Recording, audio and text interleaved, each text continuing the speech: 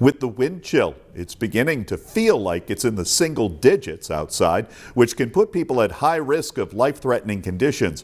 Jade Leah Burns talked to an emergency room doctor about the dangers of being exposed to the bitter cold. She joins us now in the control room. Jade. Yeah, Sean, there's no avoiding these frigid temperatures, but the key is to be prepared.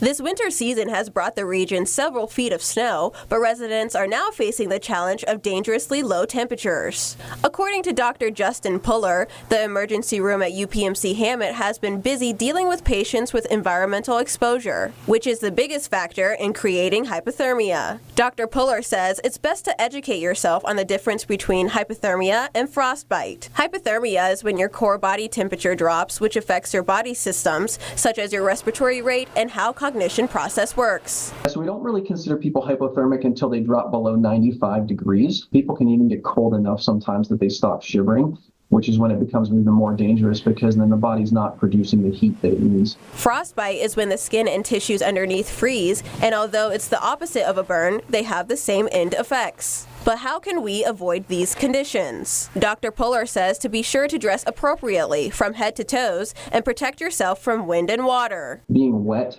dramatically increases the risk of hypothermia. You also want to make sure that your body has enough fuel to generate heat and have energy. So making sure that you've had a good breakfast, a good meal before you go out. If you do have to be outdoors and you're already bundled up, staying in motion can help you generate and preserve more body heat.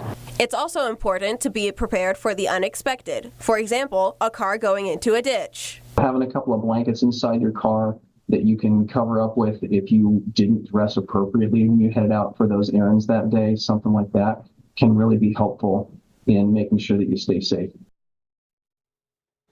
Dr. Puller also says that when choosing the appropriate attire for your hands, mittens are better than gloves because your fingers stay warmer together. Sean. Good advice there. Appreciate it. Jade Leah Burns in the control room.